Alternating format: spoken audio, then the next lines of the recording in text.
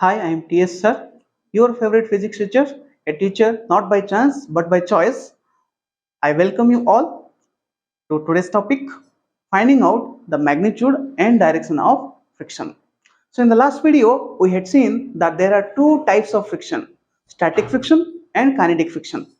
When the friction is acting because there is relative motion, then that's called as kinetic friction, and the friction which is acting when there is tendency for relative motion, that's called as static friction. So I had taken many possible cases in that video. Now let's talk of these four possible cases. Here, case 1, you see the body is also at rest and the ground is of course at rest. So is there any relative motion? No. Is there any tendency for relative motion? No. Is there any friction acting? No. Come to case 2. Here, the body is at rest. Let's say mass of the body is 4 kg and let's say mu is 0.5. Mu is friction coefficient which depends on the nature of the two surfaces in contact, that can be found out experimentally. And let's say a force of 12 Newton is acting here. Will friction act here? Let's check. So is there any relative motion? No, both of them are at rest. Is there tendency for relative motion?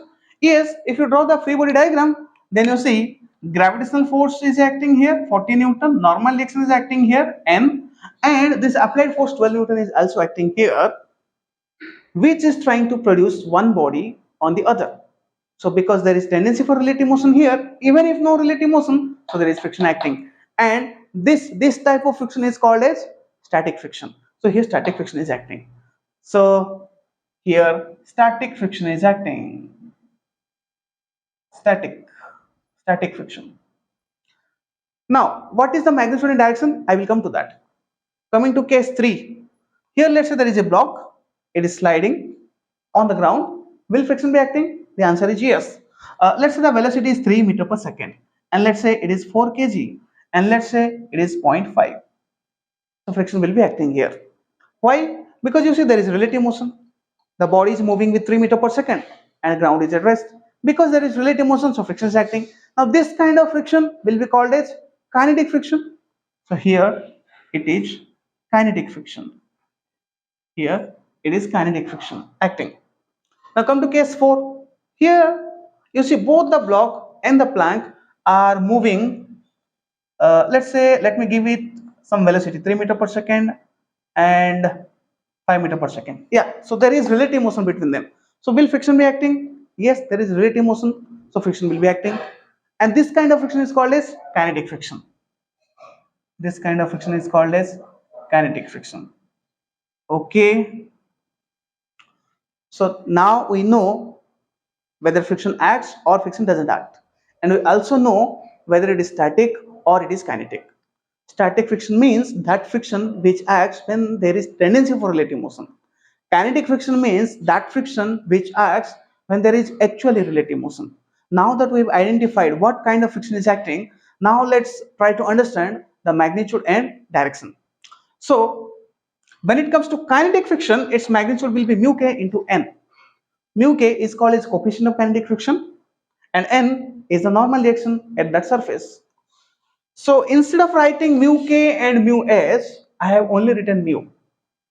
Actually, mu s is slightly greater than mu k. But in the question, unless otherwise given, we will take mu s and mu k to be same as mu. So most of the time only mu will be given and we will treat that as mu s as well as mu k. But if it is given in the question, then mu s will be slightly higher and mu k will be slightly lower. It's like, let's say mu s is 0.5, then mu k may be 0.49, right? Okay, moving forward. So here I have not written mu s and mu k, I have written it as mu only. Hope you understand. Now, if it is kinetic friction, then the amount will be mu k into n. So let's find out. Okay, so here it is kinetic friction. So let's find out n. See, to find friction, first of all you should be expert in finding normal reaction. Hope all of you know how to find normal reaction. Here gravitational force is 40 Newton and normal reaction is n. So if you consider in vertical direction it is at rest, so how much is normal reaction? Of course, here normal reaction is 40. So here normal reaction is 40. So how much friction will be acting? It will be mu n. It will be mu n. So 0.5 into 40. How much is that? That is 20 Newton. So here 20 Newton friction force acts. Now, what is the direction of kinetic friction? It is opposite to relative velocity. So, ground is applying friction on the 4 kg block. From ground, now you try to observe 4 kg block. Try to see its relative velocity. So, with respect to ground, you see the 4 kg block is moving right. I'm not talking of velocity, I'm talking of relative velocity. And in this case, the relative velocity happens to be same as velocity. That's a different story. But you don't have to look at velocity per se, you have to look at relative velocity. So here the 4 kg block is moving in this direction. Relative velocity is in this direction. So the friction will be opposite to that in this direction, and it is 20 Newton. Hope I am clear. Now coming to case 4. Here also it is kinetic friction. It is kinetic friction. Let's say this is a 4 kg block, and let's say this mu is 0.5.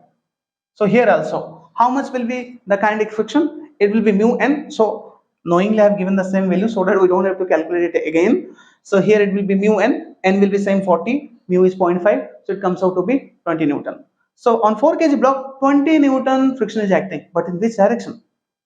Try to see the relative velocity. So this block is applying friction on the 4 kg block. So with respect to block, if you observe in which direction it is moving, see it's moving, its actual velocity is 3 meter in the direction, 3 meter per second in the direction. But if you see from the plank is moving faster. So imagine yourself as an ant sitting on the plank. Then you will feel the 4 kg block is moving towards left, isn't it? You are sitting on 5 on this plank which is moving faster. So with respect to plank, the block is moving towards left. So the relative velocity is towards left. Don't look at velocity. Look at relative velocity. So relative velocity is towards left. So in this case, the friction will be acting towards right. 20 Newton kinetic friction acting towards right. Okay. Generally students get confused here because they think friction, how can it be in the same direction as velocity? Friction should oppose velocity. Who said? Friction doesn't oppose velocity, it opposes relative velocity. Okay, this was all about the kinetic friction. Now come to static friction.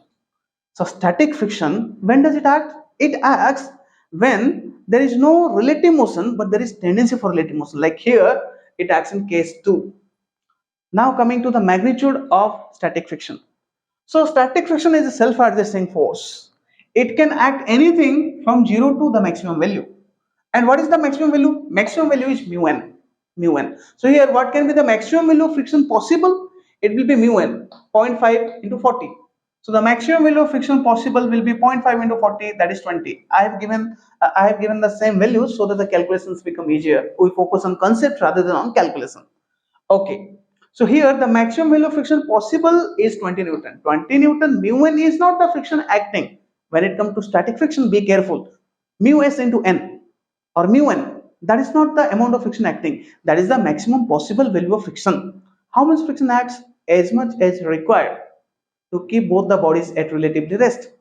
As much as it is required to stop the relative motion so that both the bodies can be together relative to each other, they can be at rest. So here this 12 Newton force is trying to slide, this 12 Newton force is trying to produce relative motion. So to oppose it, how much is required? 12 Newton is required. So how much friction will be acting? As much as required to stop relative motion. So to stop relative motion here, this 12 Newton is trying to produce relative motion. So the friction needs to opposite. So friction of 12 Newton will be acting and opposite to it. So what is the direction of static friction? Opposite to the force trying to slide. Acha, if this force would have been 14 Newton, then to stop the relative motion, 14 Newton of friction will be required to act. So 14 Newton friction will act in this direction. If this applied force is 19 Newton, then to stop the relative motion, 19 Newton of friction will be required to act in this direction. So the static friction, it is a self-adjusting force. It can adjust its magnitude as well as direction so that it can stop relative motion. Hope I am clear. If you think this video has helped you, then don't just keep it to yourself. Help your neighbors and friends by sharing it with them. Thank you.